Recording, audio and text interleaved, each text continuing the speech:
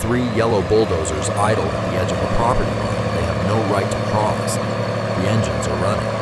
The men have been told to wait. Pull back. Wide over the Willamette Valley at dawn, 300 acres of fog and green. And there, in the low southern light, something that stops the breath. Not an orchard, a cathedral. 40 feet of living applewood grafted into arches and vaults and pillars, grown by human hands over 60 patient years. Closer now. Down the long green nave, where the branches close overhead like the roof of a church built by no one. Red apples hang in the ribs like lanterns. Someone spent a lifetime building this. Someone in a fine coat has already decided it is firewood. The dozers wait for one thing.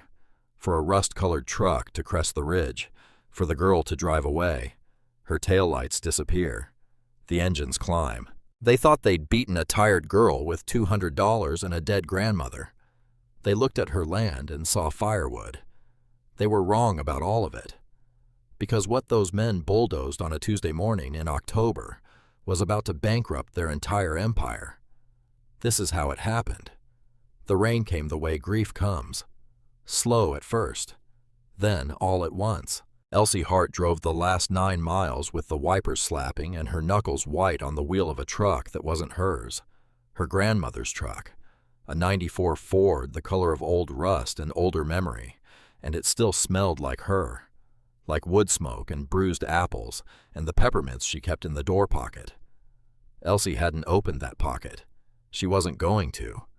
Because if she opened it, and found one of those peppermints, she was fairly sure she'd drive straight into the river. 21 years old, $200 in her checking account, and a dead woman's farm waiting for her at the top of the ridge. She hadn't been home in 4 years. 4 years. God. She'd left at 17 with a duffel bag and a mouthful of things she couldn't take back, and now she was coming home to bury the only person who'd ever chased her down the driveway, begging her to stay. The gate was open. That was the first wrong thing. Winnie never left the gate open. Elsie pulled through and killed the engine and sat there. Just sat. The farmhouse sat crooked and wide against the gray porch sagging on the left, the way it had sagged her whole life, and the wood stove chimney was cold. No smoke. There had always been smoke, even in July. Winnie ran that stove like the world would end without it, and now it was out. And the house looked like a held breath. And then she saw it, past the house, down the southern slope where the land dropped toward the creek, rising out of the fog like something out of a dream she'd forgotten she'd had. The cathedral. Elsie's throat closed. She'd grown up with it, and it still stopped her cold. Because it wasn't an orchard. Not really. Not the way other people meant the word. 60 years her grandmother had spent bending living applewood into arches, grafting branch to branch, coaxing trunk into column, until the whole southern block had grown up into a thing that had no business existing on this earth. 40 feet tall at the crown, living trees woven into vaulted ceilings, trunks braided together into pillars thick as a man's chest, rising and arching and meeting overhead in ribs of grown wood, so that when you walked inside, and you could walk inside down the center of it, down a long green nave, the branches closed over your head like the roof of a church built by no human hands. In spring it flowered white and the whole thing glowed. In autumn it burned red apples hanging in the vaults like lanterns. People drove 3 hours to stand in it. Winnie used to charge them nothing. "You don't sell a cathedral sweet pea," she'd say. "You just keep the doors open." Elsie put her forehead on the steering wheel and finally, let herself cry. Not the pretty kind, the other kind, the kind that comes up out of the floor of you. Because she was too late. Because she'd had 4 years to come home and she'd used up every single one of them, and now her grandmother was in a refrigerated drawer at the Sorensen Funeral Home in Salem, and the doors of that green cathedral were going to stay open for exactly one person from now on. Her. A girl who didn't know a graft from a hole in the ground. A girl who'd sworn she'd never come back to this dirt. Well, here she was, back in the dirt. The funeral was small. Elsie stood at the front in a black dress she'd bought at a Goodwill in Portland an hour before, and it didn't fit and she didn't care. The pastor talked about a woman he clearly hadn't known very well, Winifred Hart, pillar of the community. Winnie would have hated Pillar. She'd have snorted right there in the box. The pews weren't empty, at least. Elsie hadn't expected that. Old farmers with hats in their hands. A woman named Marta Delgado, who ran the horses down the road, and who hugged Elsie so hard her ribs creaked and whispered, "She talked about you every single day, mija. Every day." Which was worse.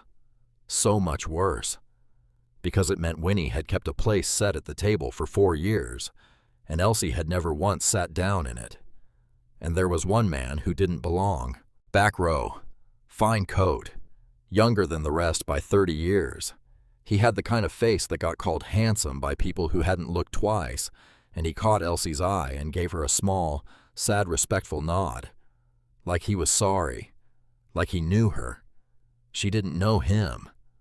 She looked away. Amos Hart's ashes were already scattered under the big oak by the creek. Her grandfather. Gone 6 years now. And now Winnie would join him there, and Elsie would be the last Hart standing on Heartland, which was a sentence that made no sense to her at all, because she'd spent 4 years being nobody's anything in a city that didn't know her name. She scattered her grandmother under the oak at 4 in the afternoon, with the light going gold and thin. She didn't say anything. She didn't have anything. And then she went up to the house to figure out how much the whole thing was worth. Because that was the plan. Sell it. Pay the debt. Disappear again. That was always the plan. She lasted about 11 hours before the plan met the world.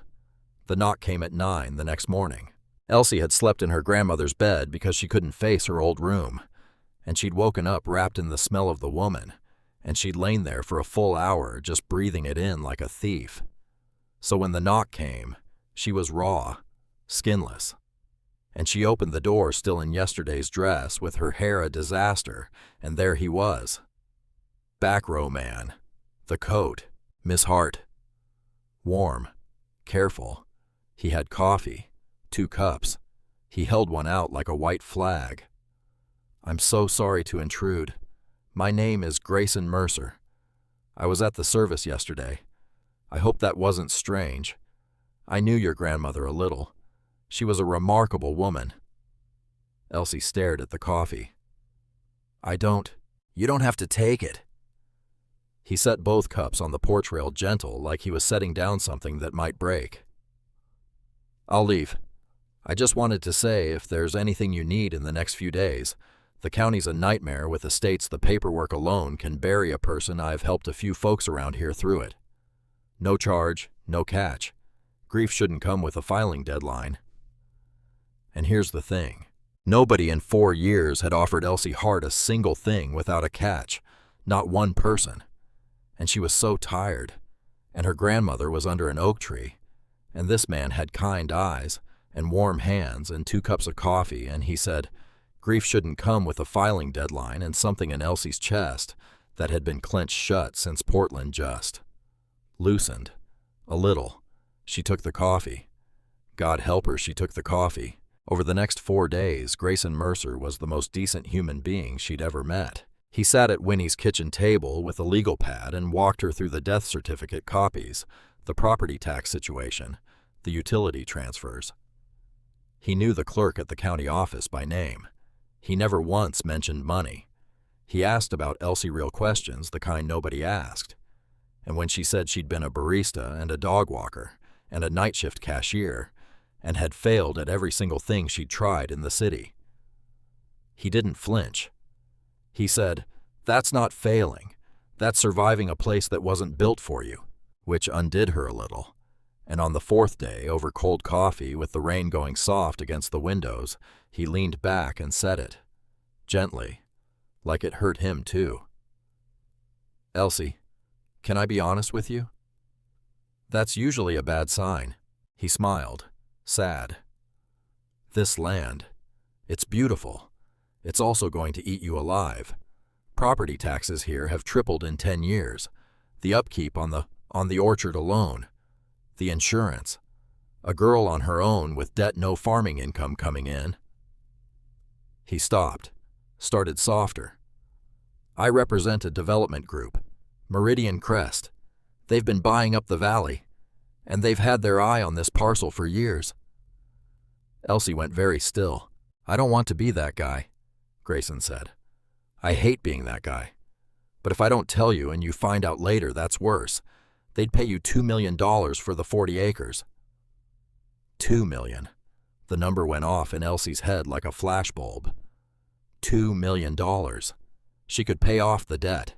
She could pay it off 10,000 times over. She could stop. She could just stop being afraid of a checking account. She could breathe. You don't have to decide anything, Grayson said quickly, reading her face. I'll leave the offer on the table. I couldn't watch you struggle with something when there was a door standing wide open. That's all. He left the papers on the kitchen table. $2 million printed in black. And Elsie sat there long after his car had crunched away down the gravel, and she looked at the number, and then she looked out the window at that green cathedral standing in the rain, like it had stood since before she was born, and she thought she'd sell it. Of course she'd sell it. What else was she going to do? Learn to graft trees at 21 with $200 and a broken heart. Keep the doors open for free, like some ghost of her grandmother, no. She'd take the $2 million, and she'd go, and she'd never look at another apple as long as she lived. That was the smart thing. That was the only thing. She picked up the pen, and she couldn't do it. She sat there with the pen touching the line where her name went, and she couldn't press down because every time she tried, she heard Winnie say "Sweet pea," and she put the pen down, and she put her face in her hands, and she said out loud to the empty kitchen, "What is wrong with me?" She'd sign in the morning. She just needed a night. She just needed to say goodbye to the house first. Properly. Which is how she ended up on her hands and knees in her grandmother's study at midnight, pulling up the braided rug. She didn't even know why she did it.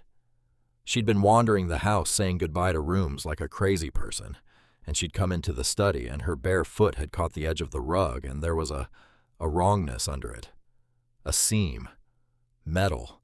Cold against her skin. And some old memory surfaced from when she was 9 and Winnie had said, "Never you mind what's under there. That's for later." And Elsie had forgotten it for 12 years until her foot found it in the dark. A floor safe. Iron.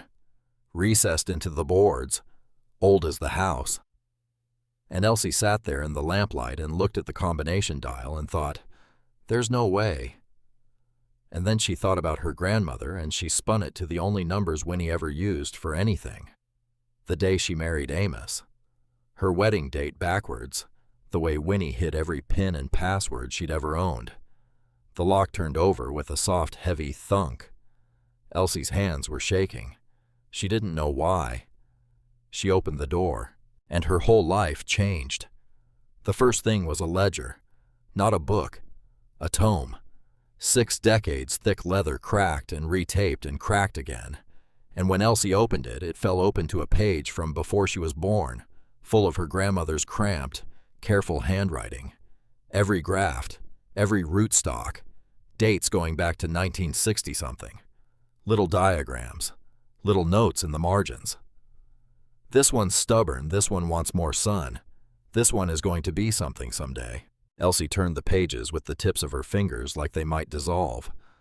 Under the ledger, documents, heavy paper embossed seals. She lifted one to the lamp and read it 3 times before the words meant anything. National Clonal Germplasm Repository, Certificate of Registration, Cultivar Designation, Heart's Ember, and a lot of language she didn't understand about critical agricultural biodiversity and protected genetic material and site of national significance, and a federal registration number, and her grandmother's signature at the bottom next to a government seal. Elsie didn't understand what she was holding, but she understood the word protected. She dug deeper. There was a contract, a real one, lawyer's letterhead from a cidery up in Seattle, an agreement to purchase an entire harvest of something called Heart's Ember at a price with enough zeros that Elsie had to count them twice. Signed. Dated 8 months ago. Winnie had done this 8 months ago. Winnie, at 83 years old, had sat down and negotiated a contract that would have kept this farm running for a decade. And then at the very bottom of the safe under all of it, an envelope, yellow, soft with handling. One word on the front in the handwriting Elsie would have known blindfolded from the far side of the earth. Elsie. She stopped breathing. She held the envelope for a long time before she could open it, because the second she opened it, it was the last thing her grandmother would ever say to her, and she wasn't ready for it to be the last thing. She'd already had a whole lifetime of last things. She opened it. Sweet pea, it began, and Elsie made a sound she didn't recognize. If you're reading this, I'm under the oak with your grandpa, and I'm sorry I couldn't wait for you. I tried. God knows I tried to hang on till you came home. Don't you dare feel bad about the 4 years. You needed to go to be a person that wasn't just my granddaughter, and I understood that even when I was standing in that driveway making a fool of myself, I was never mad. Not for one single day. Now listen to me, because I'm only going to be dead once, and you have to pay attention. They're going to come for the land. They've been circling for years. A company slick men who'll show up looking respectable and sound reasonable, and they will be so kind to you, Elsie. That's how you'll know. They'll be kinder than anyone's ever been. That's the trap.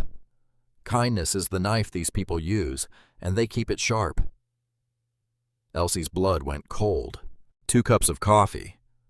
Grief shouldn't come with a filing deadline. Don't you sell them so much as a fence post.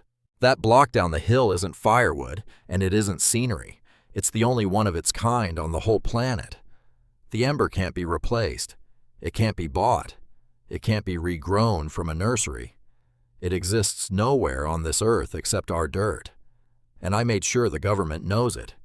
And I made sure there are copies of everything you'll need somewhere safe off this property in case they ever try something ugly. You'll know where to look when the time comes.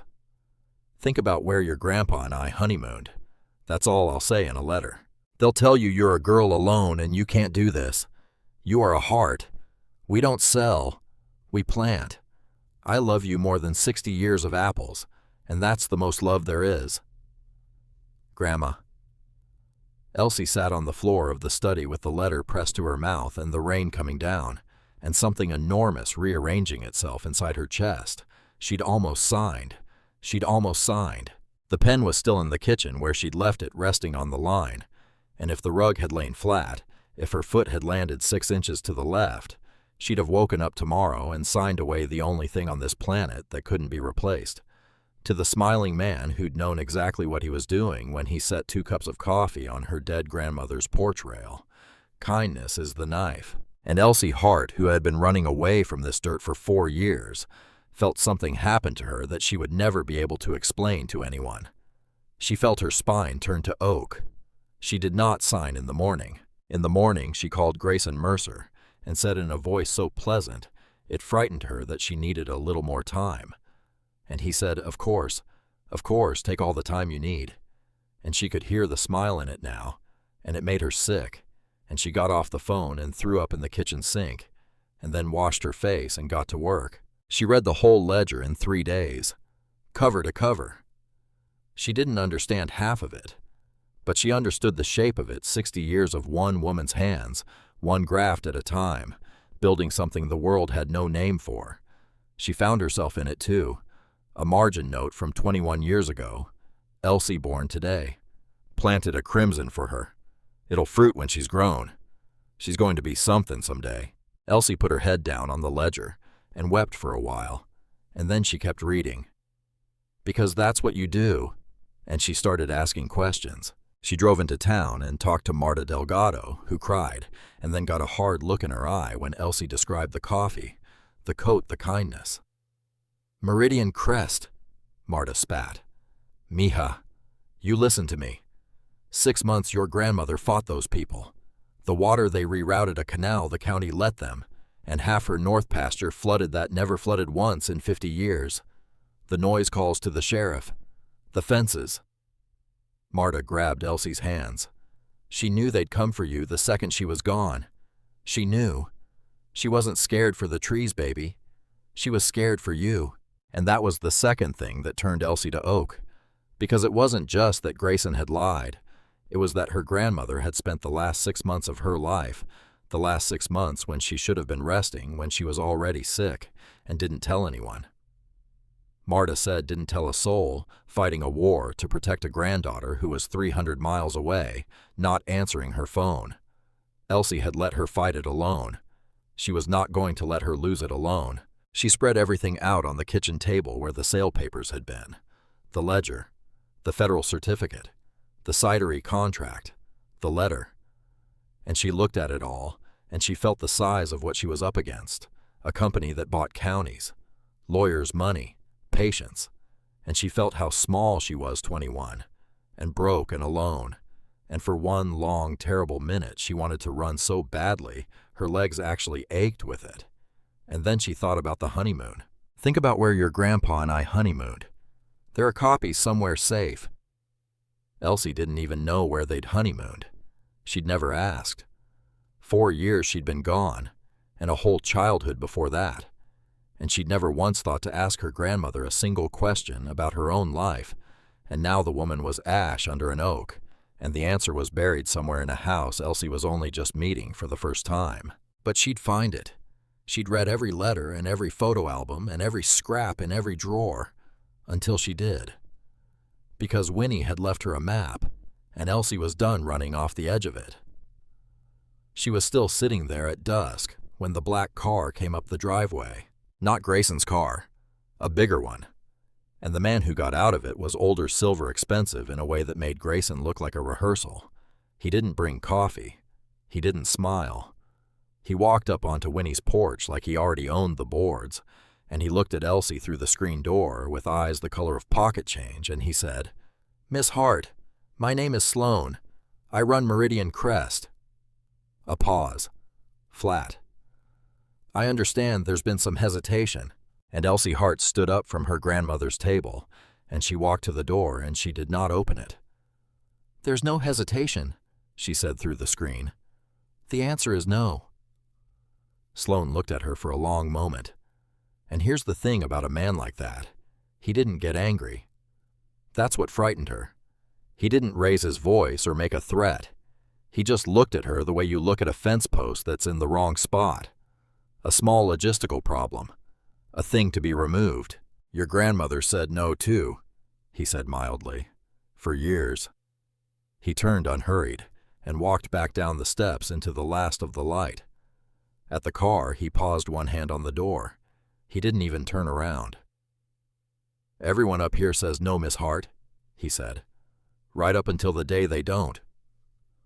Then he got in the car and drove away, and Elsie Hart stood behind the screen door in her grandmother's kitchen, in her grandmother's house on her grandmother's land, and she looked past the black car's taillights to the cathedral, standing dark and enormous against the dying sky.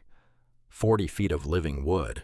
Her grandmother had spent 60 years growing toward heaven, and for the first time in 4 years, she was not afraid. She was furious. She just didn't know yet how much that man was about to make her pay for it. Elsie learned to graft from a dead woman. That's the only way she could describe it later. She'd sit at the kitchen table with the ledger open under the lamp, and she'd read Winnie's handwriting out loud like a prayer. And then she'd walk down to the cathedral with a knife and a roll of grafting tape and try to do what the words said. And she'd fail. And she'd read it again. And she'd try again. The first cut she made she botched so badly, the scion died in a week. The second one too. The third one took. Elsie stood in the green nave on a cool September morning, with fog pooling around the pillars, and she looked at the tiny place where 2 living things had agreed to become one, because she'd asked them to, and she cried like an idiot. Because it took. Because her hands had done it. Because somewhere under an oak by the creek, she hoped her grandmother could see. "Okay," she said out loud to nobody, to everybody. "Okay, I can do this." She couldn't really. Not yet. But she was going to. The days got a shape to them, up before light. Stove going, she'd learned to run the stove. God help her. She understood the stove now. Coffee. The ledger. Then out into the cool morning with a knife and her grandmother's voice in her head. This one's stubborn. This one wants more sun. The whole enormous, impossible living structure rising around her like the inside of a whale. And she wasn't as alone as she'd thought. Marta came first. Marta Delgado, who showed up on day 3 with a thermos and a folding chair, and sat in the nave telling Elsie stories about Winnie while Elsie worked. 60 years of stories. The time Winnie chased a real estate man off the property with a garden hose. The time she drove a laboring mare to the vet in the back of that same rust-colored Ford. And Elsie drank it all in, because she'd never asked. And now she couldn't. And Marta was the last well she had. Then the others. Word gets around a valley. A girl, 21, alone up on the Hart place trying to keep the cathedral alive. And they started coming. Old Delroy, who'd farmed hazelnuts down the road for 50 years, who showed up one morning without a word and started clearing the flood-wrecked north pasture with his own tractor. The Pruitt sisters with casseroles. A boy named Emmett from the AGE program at the high school who could graft better than Elsie ever would, and who taught her for free, because he said, red-faced, "Mrs. Hart let me eat apples off these trees my whole childhood. I owe her." They owed her. All of them. Elsie hadn't understood that.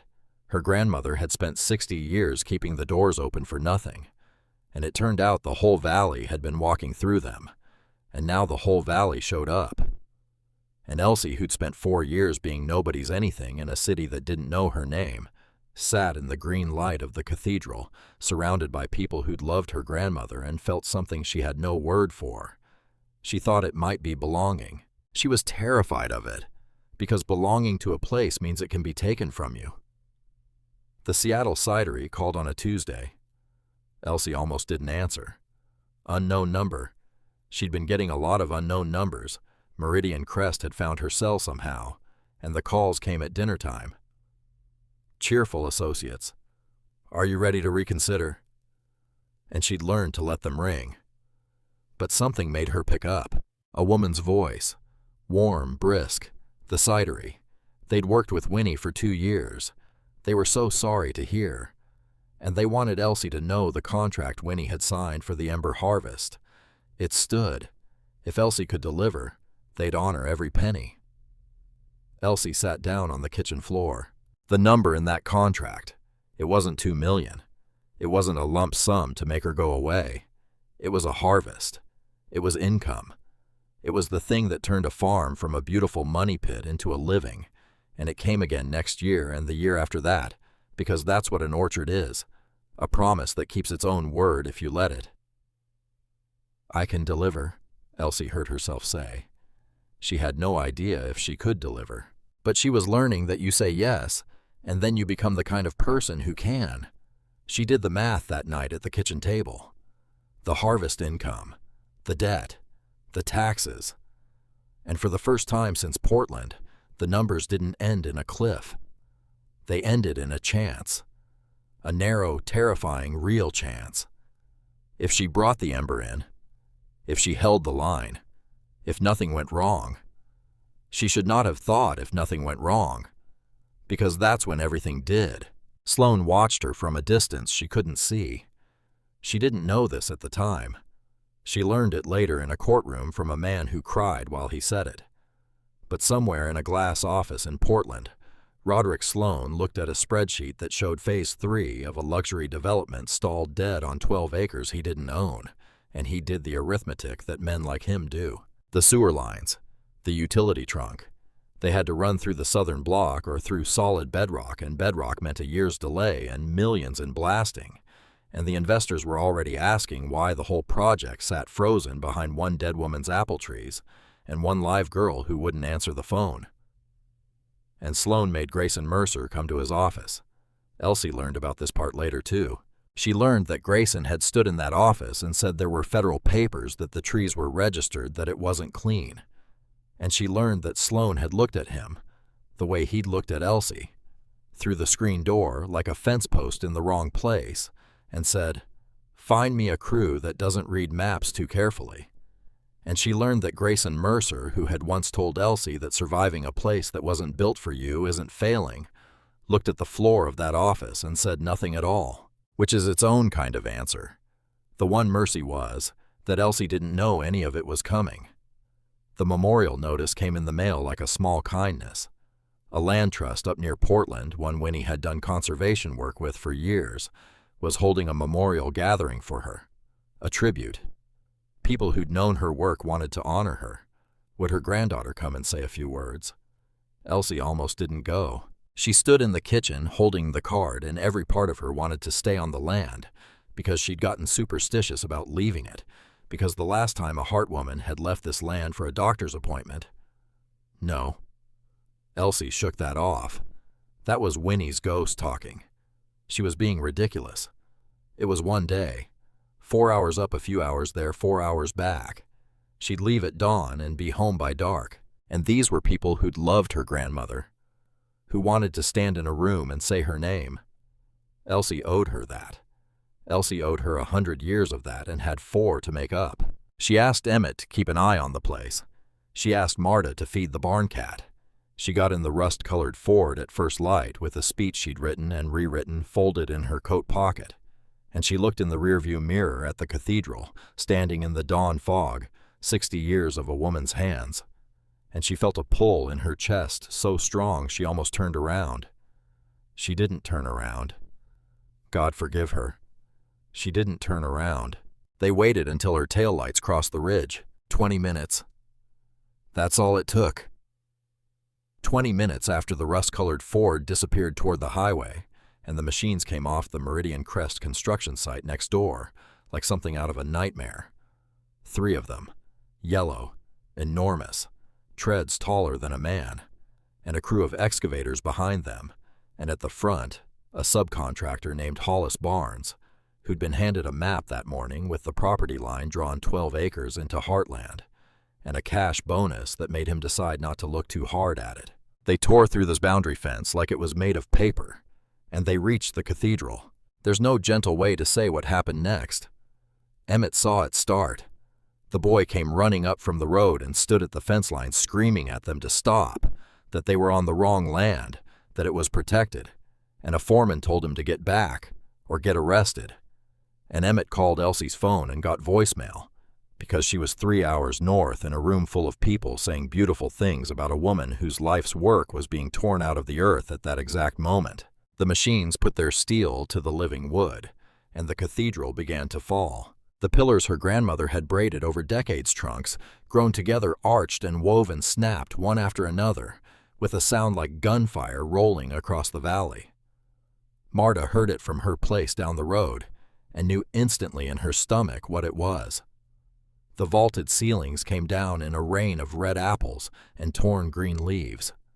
The great arched nave where 3 generations of the valley's children had walked with their heads tipped back in wonder collapsed into itself, trunk by trunk by trunk, and the machines rolled over it and ground the ripe fruit into the mud and kept going. 4 hours. They uprooted them. That was the part that made it unforgivable. They didn't just cut. They tore the whole root systems out of the earth. 60 years of grafting ripped up and dragged into tangled heaps to be burned. And the little metal tags Winnie had tied to the branches, the tags with the numbers on them, the tags that meant everything, got churned down into the black wet dirt, where nobody would ever read them again.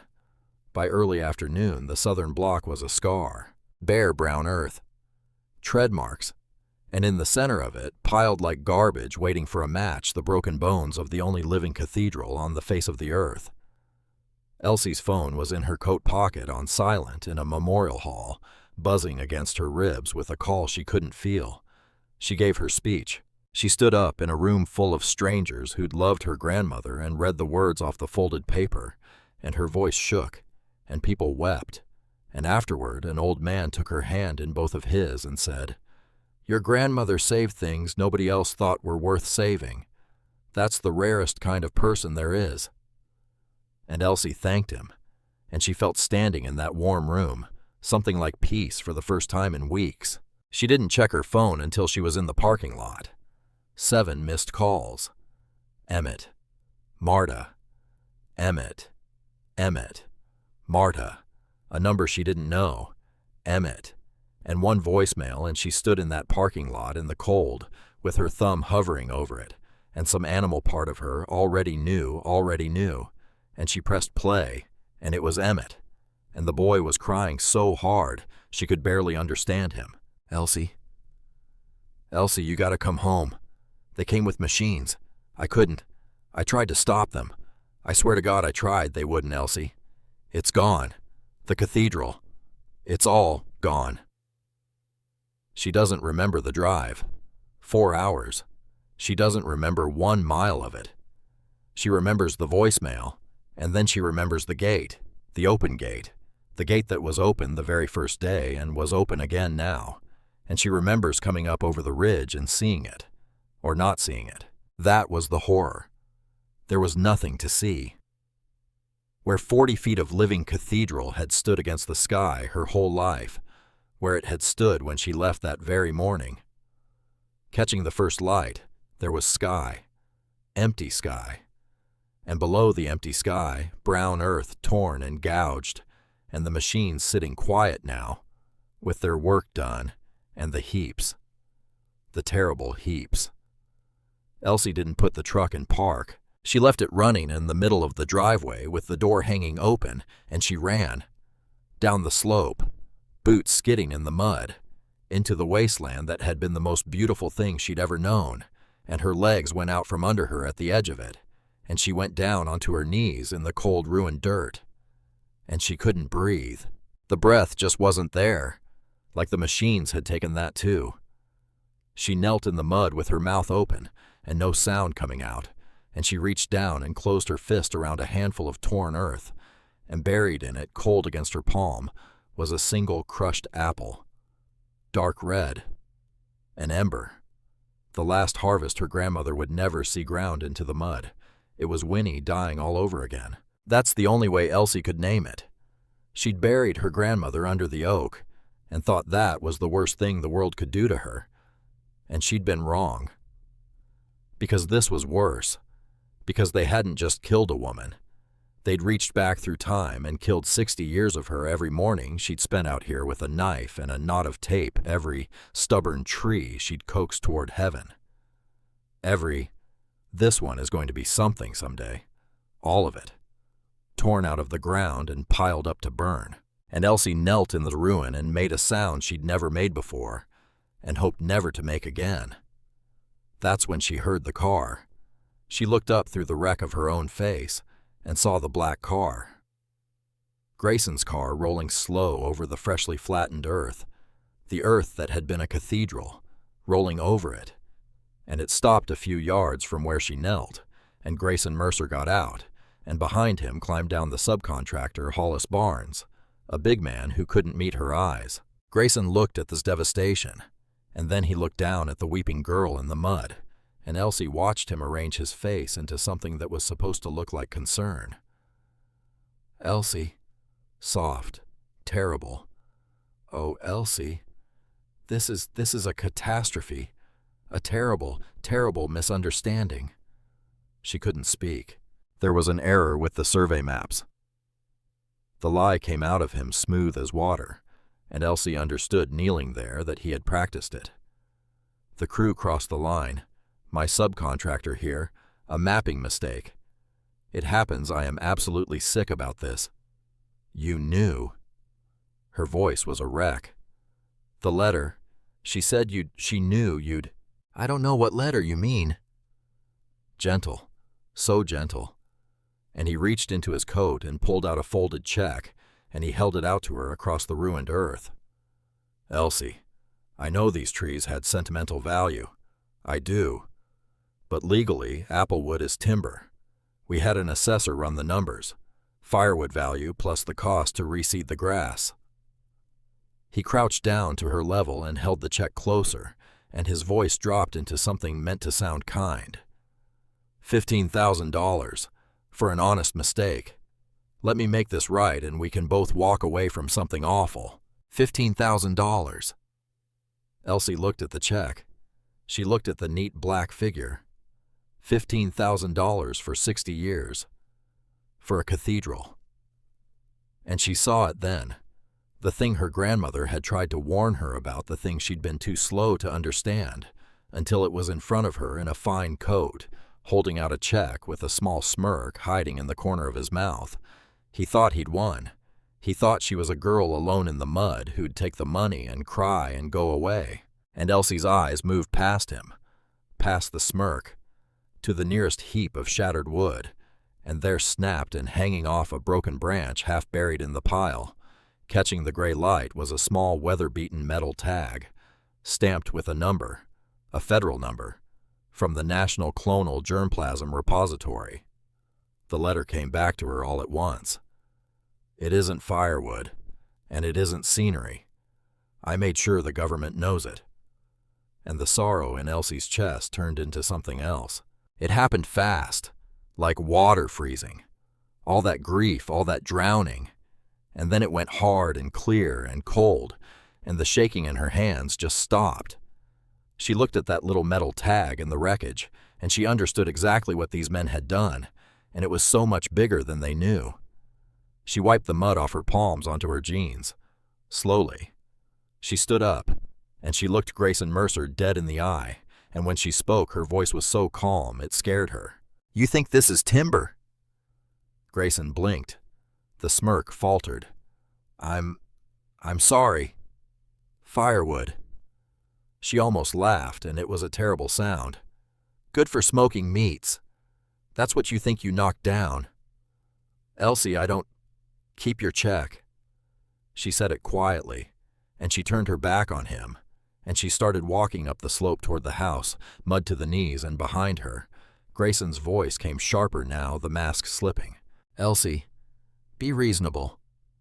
A beat, then the ice underneath. "If you try to fight this, our lawyers will bury you in court until you're old. Take the 15,000. Elsie stopped. She turned around halfway up the ruined slope, and she looked down at the two men standing in the wreck of her grandmother's life, with a check fluttering in the wind, and she said the truest thing she had ever said. "You didn't cut down firewood, Mr. Mercer." Her voice carried across the dead earth, clear and steady and cold. "You trespassed onto private land, and you destroyed a federally protected genetics bank, the only one of its kind on this planet." She let that sit. "You're going to wish you'd never heard the name Hart." And she turned and walked up to the house and left them standing there, and the $15,000 check fluttered uselessly in Grayson Mercer's hand in the cold October wind. She didn't cry that night. She'd expected to.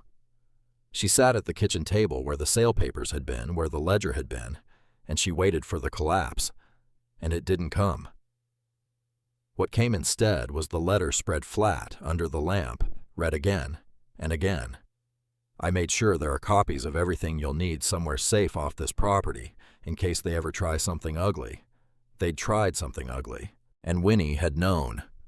Somehow, at 83 dying and not telling anyone, she had looked into the future and seen this exact ruin coming, and she'd hidden a lifeline where they couldn't reach it.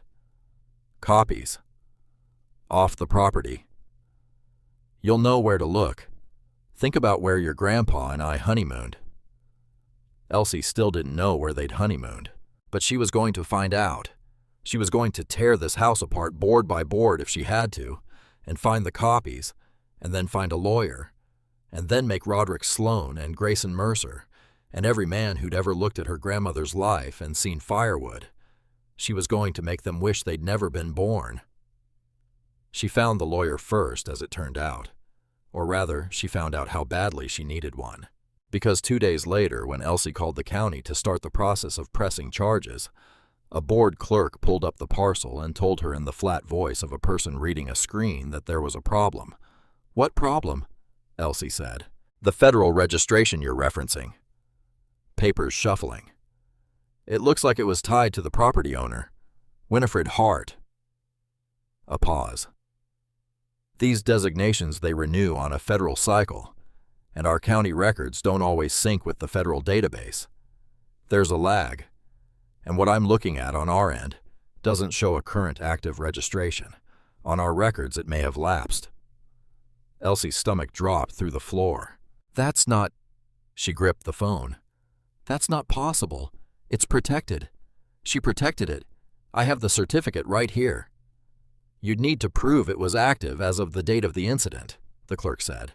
That means the original registration documents, the renewal records, the owner's certified logs establishing the cultivar. Do you have the originals? The originals. The ledger. The certificate. The letter. Elsie's eyes went to the kitchen table and then in slow motion out the window down the slope to the heaps of shattered wood, waiting to burn the heaps, where the machines had ground everything into the mud, and the horror crept up her spine one vertebra at a time. She had the certificate. She had that. But the ledger, the master ledger, 60 years of certified logs, the one document that proved what these trees were, that the ember was real, that it was hers, that it was irreplaceable.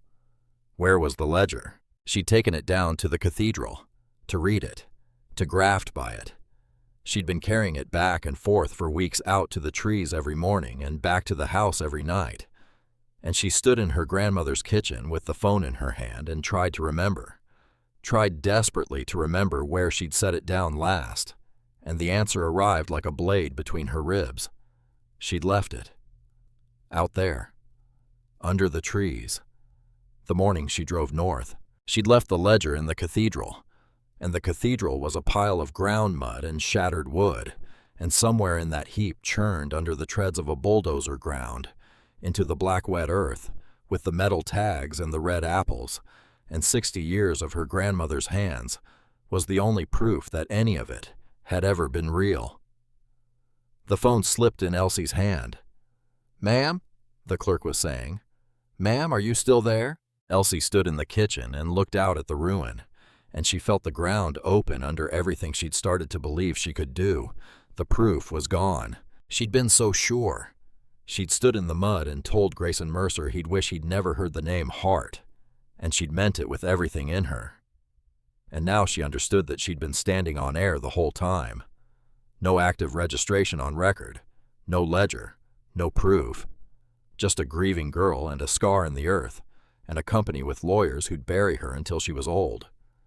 She'd failed her grandmother. Again. The thought arrived complete and merciless. Winnie had left her a fortress and a map and a lifeline, and Elsie had lost the one document that mattered by leaving it under the very trees she was supposed to protect. She'd had one job, keep the doors open, and she'd left the ledger inside when the wolves came. Elsie sank down onto the kitchen floor.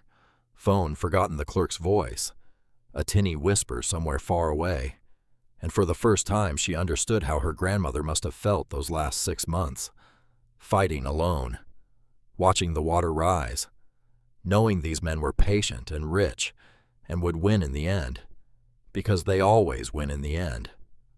Except Winnie hadn't given up. Not once. Not at 83. Not sick. Not alone. She'd sat down in this very kitchen and made copies and hidden them, and written a map to a girl she wasn't even sure would come home. "You'll know where to look when the time comes." Elsie lifted her head. Somewhere in this house was the answer. Somewhere in a honeymoon she'd never asked about was a set of copies her grandmother had hidden for exactly this moment. For the moment the originals were gone, and the proof was lost, and everything hung by a thread. Winnie had seen this coming. Winnie had planned for the worst day, and this was the worst day, and the plan was out there waiting if Elsie could just be worthy of it. She got up off the floor. She wiped her face. She picked up the phone and told the clerk she'd call back. And she walked into her grandmother's bedroom and opened the closet where the photo albums were stacked 6 decades deep, and pulled the first one down off the shelf, and sat on the floor and opened it. A honeymoon. 1950-something. A young Winnie laughing somewhere with water behind her. Elsie started turning pages, because her grandmother had left her a map, and Elsie Hart was done running off the edge of it. And somewhere in these photographs was a place with a name, and in that place was a box, and in that box was everything she needed to make them pay. She just had to find it before they burned what was left. She found it at 2 in the morning on the 4th photo album on a page that had come loose from its glue. A young woman with her whole life ahead of her standing on a dock, laughing at something outside the frame. water behind her wide and silver, and a wooden sign nailed to a piling, and Elsie held the photograph up to the lamp and read the sign, Wallowa Lake Lodge, and on the back, in her grandmother's hand, faded pencil, Our honeymoon, June. The happiest week of my whole life until you kids came along. Elsie sat on the bedroom floor and pressed the photograph to her chest and let out a breath she felt like she'd been holding for 2 days. Wallowa Lake, northeast corner of the state, a whole day's drive. She didn't sleep. She left at 4. The lodge was still there. Of course it was still there. Some places refused to change, and thank God for it. And Elsie walked into a log-beamed lobby that smelled like 100 years of fireplaces and asked the woman at the desk a question that sounded insane out loud. Did they hold mail, for guests, long-term? The woman looked at her over her glasses. "Honey," she said, "we've got a safe deposit situation in the back that goes back to the Eisenhower administration. What's the name?" "Hart?" Elsie said. "Winifred Hart." The woman's face changed. "Winnie." Soft. She took off her glasses. "You're Winnie's girl. She said someone might come." And she reached under the desk and came up with a key on a wooden fob worn smooth by decades of hands. And she said, "She's been renting that box 30 years, paid up through next spring. Told me last summer she came up last summer, you know. One last trip she told me a young woman would come for it someday, and I was to give it to her and not ask questions." The woman's eyes were wet. She said, "You'll know her. She'll look like she's been running and just stopped." Elsie's throat closed all the way shut. She took the key. The box was a metal drawer in a back room that smelled like cedar, and Elsie's hands shook so hard she could barely fit the key. And when it opened, she looked inside and had to sit down on the floor of that little room because her legs stopped working. A copy of the ledger. Not the ledger. A copy. Photocopied page by page. 60 years of it. Thousands of pages bound in 3 fat volumes. And Elsie understood what she was looking at, and understood what it had cost. Her grandmother, at 82 years old, had stood at a copy machine and copied 60 years of her own handwriting, 1 page at a time, so that when the worst day came, there would be proof. Because she'd known. She'd known the originals could be lost. She'd known these men, and she'd known herself, and she'd planned for a day she wouldn't live to see. And there was more. Certified copies of the federal registration. With renewal records dated stamped current filed faithfully, every cycle the paper that would prove the registration was alive and active on the day the machines came, no matter what a county screen said. And a second smaller envelope. And a letter clipped to the front. "Sweet pea, if you're all the way up here, then they did the ugly thing, and I'm so sorry. But you found the box, which means you didn't give up, which means you're exactly who I always knew you were. The papers in here will hold up in any court in this country. But listen, the most important thing isn't the papers." Elsie turned to the smaller envelope. "The most important thing is in the freezer at the university. Talk to Dr. Anand. Your grandpa and I gave her scion wood off the ember every winter. For 10 years cuttings dormant. Kept coal to back up in case the trees ever burned or blew down, or some fool with a machine ever got to them. The ember isn't gone, Elsie. It was never going to be gone. You can grow it all back. Every last tree. It just takes a lifetime, and now you've got one. Don't cry. Get to work." Elsie sat on the cedar-smelling floor of a back room at Wallowa Lake Lodge and cried anyway. Because of course she did. Because her grandmother had reached out of the grave and handed her not just a weapon, but a resurrection, and had told her not to cry while doing it, which was the most Winnie thing that had ever whinnied. The ember wasn't gone. They hadn't killed it. They'd thought they'd ground the last of it into the mud, and all they'd done was destroy the trees. Because the thing itself, the living genetic thread her grandparents had spent 30 years perfecting, was sitting in a freezer at a university 200 miles away, dormant and patient, and waiting. Elsie drove home with 3 volumes of proof on the passenger seat and a fire in her chest that no one was ever going to put out. The lawyer's name was Nadia Reyes. Elsie didn't go to the glass towers in Portland. She'd learned that lesson. She went to a weathered brick building where a woman with silver-streaked hair and reading glasses pushed up into it, practiced a kind of law most people had never heard of. Agricultural disputes, water rights, timber law.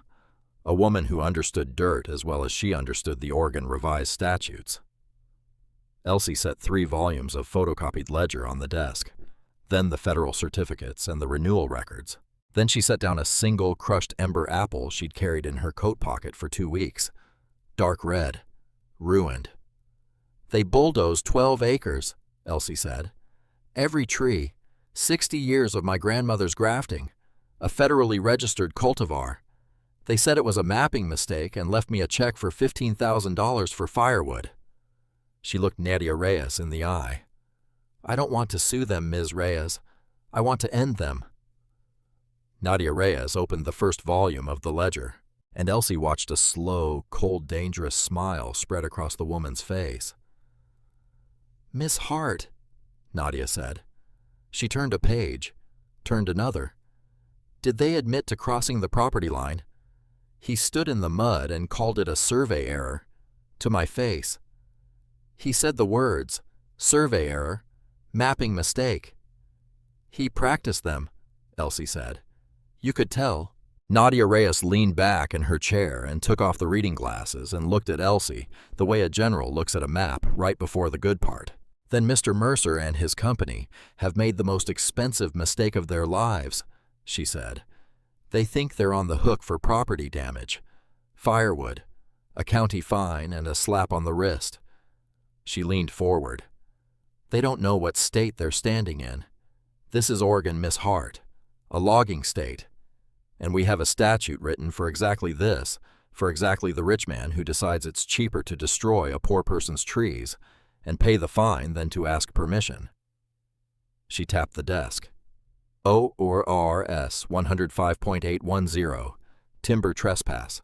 Elsie waited.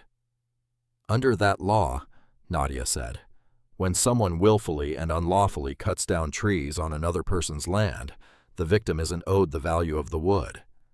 The court is required to multiply the damages. By 3. The room went very quiet. "Treble damages," Nadia said. 3 times. And Miss Hart, these were not pine trees."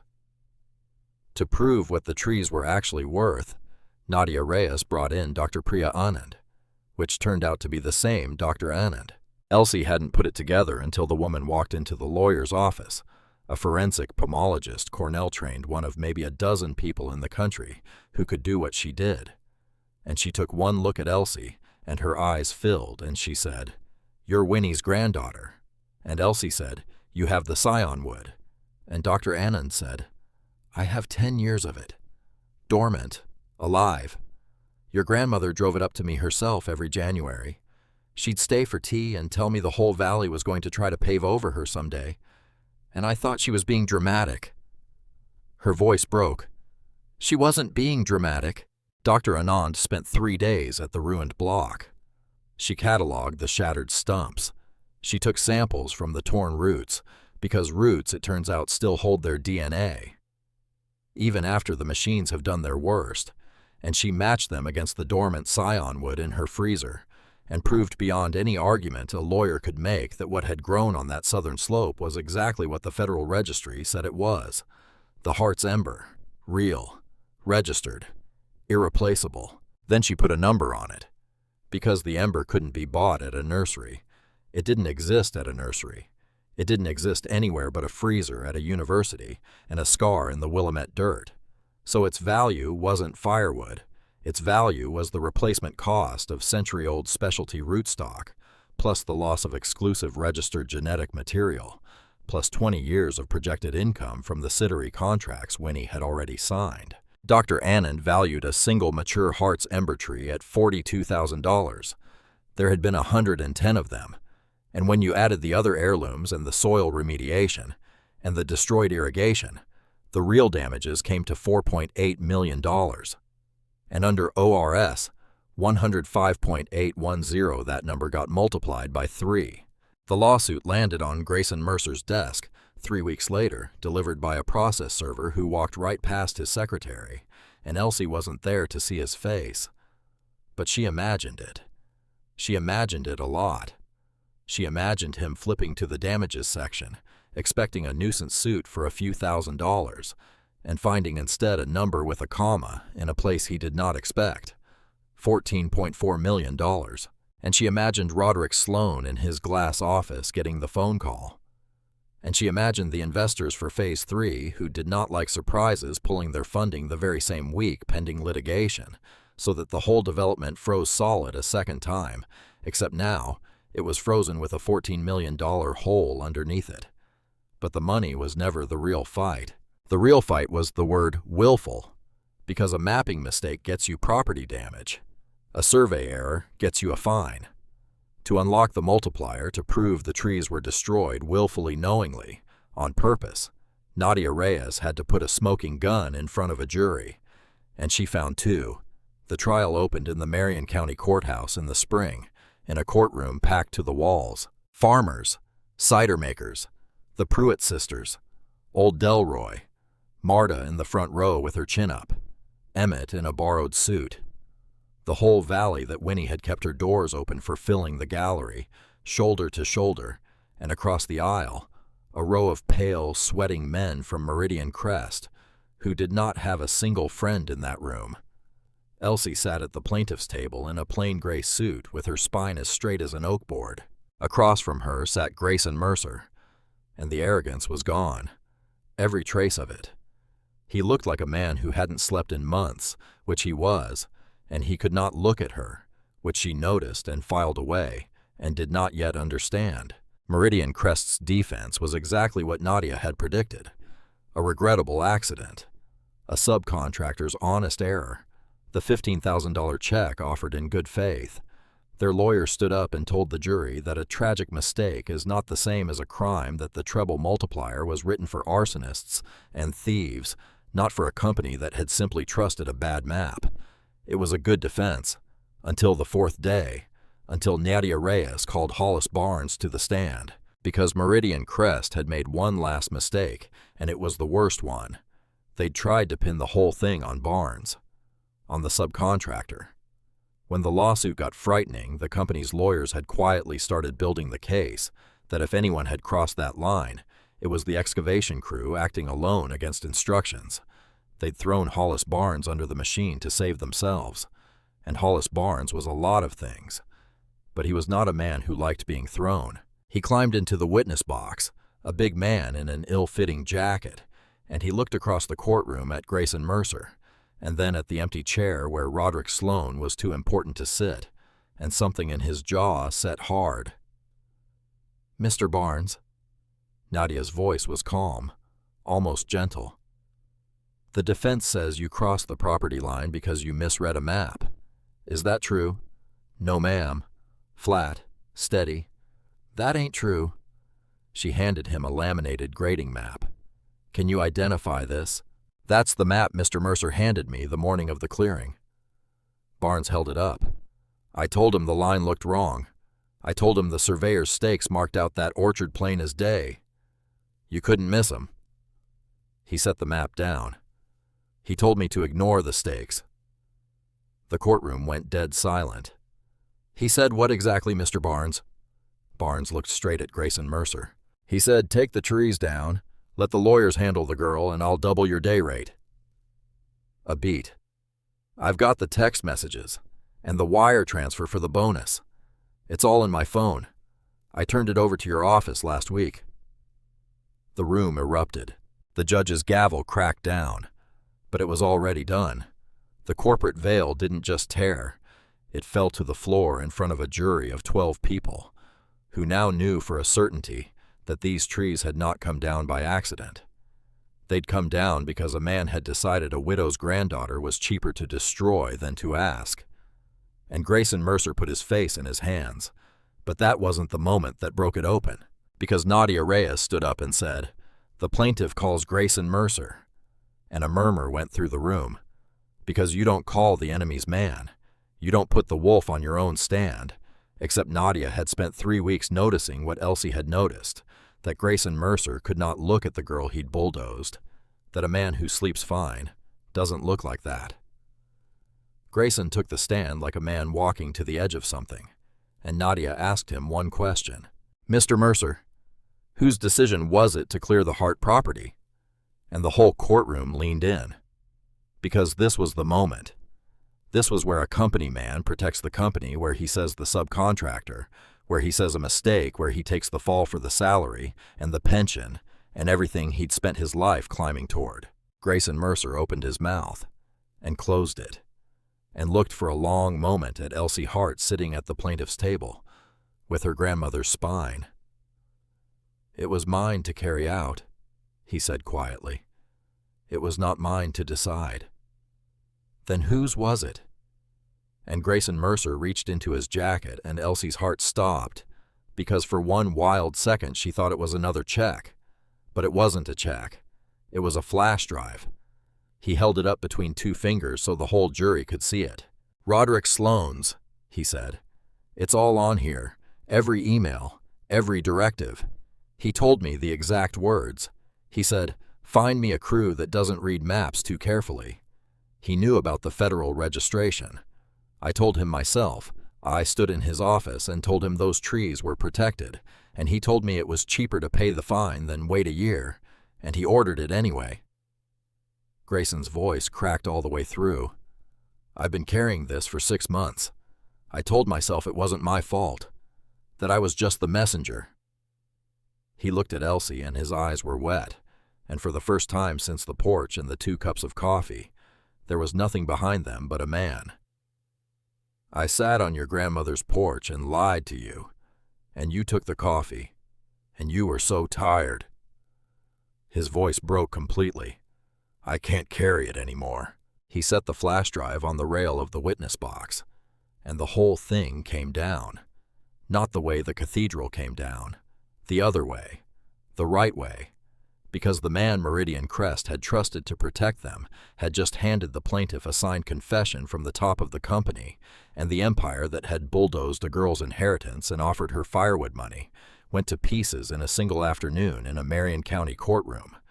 The jury was out for less than 4 hours. Elsie waited on a bench in the marble hallway with Marta on one side and Emmett on the other, and she did not think about the money. She thought about a young woman on a dock at Wallowa Lake laughing at something outside the frame. She thought about 60 years of a knife and a knot of tape. She thought about a margin note. She's going to be something someday. They called them back in. The foreperson stood, and Elsie stood because her legs wouldn't stay folded, and Nadia's hand closed around hers, and the foreperson read the verdict in a voice that carried to every corner of that packed and silent room. They found Meridian Crest liable for willful timber trespass. They awarded the full forensic valuation, $4.8 million. And then Judge Adele Whitmore adjusted her glasses, and she looked down at the empty chair where Roderick Sloan had not deigned to sit, and at the pale wreckage of men where his lawyers sat, and her voice was very calm and very cold. "The jury has determined the value of what was destroyed," she said. "Under the authority of Oregon Revised Statute 105.810, governing the willful and malicious destruction of standing timber, it falls to this court to apply the statutory multiplier." She lifted the gavel. "Judgment is entered against the defendants in the amount of $14.4 million, plus the plaintiff's legal fees and costs." The gavel came down, and the whole valley in that gallery came to its feet, and the sound they made was not a cheer exactly. It was older than a cheer. It was the sound a community makes when it watches the small and the patient and the underestimated finally win. And Elsie Hart stood in the middle of it, with tears running down her face, and her grandmother's spine holding her up. The fallout was total. Meridian Crest did not have $14 million in cash. Almost nobody does. The judgment triggered the lenders, and the lenders called the loans on the whole development, and within a month the half-built subdivision went dead. The mansion sat wrapped in weatherproofing, abandoned to the Oregon rain. The company filed for bankruptcy and was carved up to pay the debt. Roderick Sloan, who had looked at a girl through a screen door and seen a fence post in the wrong spot, was finished barred, disgraced his name. A warning, other developers whispered. And Grayson Mercer, who had told the truth, when the truth cost him everything, walked out of that courthouse into a life with no company and no career, and Elsie suspected no idea what to do with himself. She saw him once on the courthouse steps. They didn't speak for a while. "Why?" Elsie finally said. "You could have kept everything." Grayson looked out at nothing. "Your grandmother left you a letter," he said. "That day in the mud. You mentioned a letter." He almost smiled. "I've thought about that a lot, that she reached out of the ground to protect you." A long breath. "Nobody ever reached for me like that, and I decided I didn't want to be the kind of man that letter was warning you about." He looked at her. "That's the only good thing I've done in 10 years. I'll take it." He walked away. Elsie let him. Some people don't get a resurrection, but they can still choose once to do the right thing on the way down. And maybe that has to be enough. Elsie Hart walked away with a fortune, and she did not buy a beach house. She did not travel the world. She did the thing that made the whole valley understand once and for all exactly whose granddaughter she was. She bought the bankrupt land, all 300 acres of it, the failed development that had ringed her farm like a noose. She bought at auction for pennies on the ruined dollar. And she hired crews to tear the half-built mansions back down to nothing, to rip up the fresh asphalt, to haul away the concrete and restore the grade of the land to the soft rolling green it had been before anyone ever decided it should be a golf course. And then she drove up to the university, and she came home with a truckload of dormant cyanwood, 200 miles and 10 years in the making. She partnered with Dr. Anand and the university and founded the Winifred Hart Living Orchard Trust. Where the luxury subdivision was supposed to stand, Elsie Hart began to plant. Not 110 trees, 10,000. Rare varieties, heirloom rootstock, the whole vanishing catalog of American apples that nobody else thought was worth saving. And at the center of it, on the southern slope where the cathedral had fallen, she started the long, slow, impossible work of growing it back. Because it takes a lifetime. Her grandmother had said so. It just takes a lifetime, and now you've got one. Elsie was 21. She had a lifetime. She bent the first young ember whip into the first gentle arch on a spring morning, with the fog pooling around her boots, exactly the way the ledger said. Exactly the way Winnie's hands had done it 60 years before, and she tied it off and she stepped back, and she looked up at the empty sky where a cathedral used to be and would be again, and she said out loud to nobody, to everybody, "Okay, Grandma. Okay, watch me." And the doors she kept open. For free. Always for free. The valley's children came and walked the young rows with their heads tipped back, waiting for the arches to close over them, and the high school ag kids came to learn grafting from a woman barely older than they were, and Emmett taught beside her, and Marta brought the thermos, and old Delroy sat in the sun and told anyone who'd listen about the girl who beat a company of rich men with nothing but her grandmother's spine and a copy machine at a lodge on Wallowa Lake. They'd underestimated her. They'd looked at a tired girl with $200 and a dead grandmother, and they'd seen firewood. They'd forgotten what a heart woman does with a lifetime and a little dirt. She plants. And she watched them come up year after year, deep-rooted and reaching and untouchable, a living monument to a woman who saved the things nobody else thought were worth saving, and to a girl who came home too late for the funeral, but exactly in time for everything that mattered. Roots, it turns out, run deeper than money. They always have.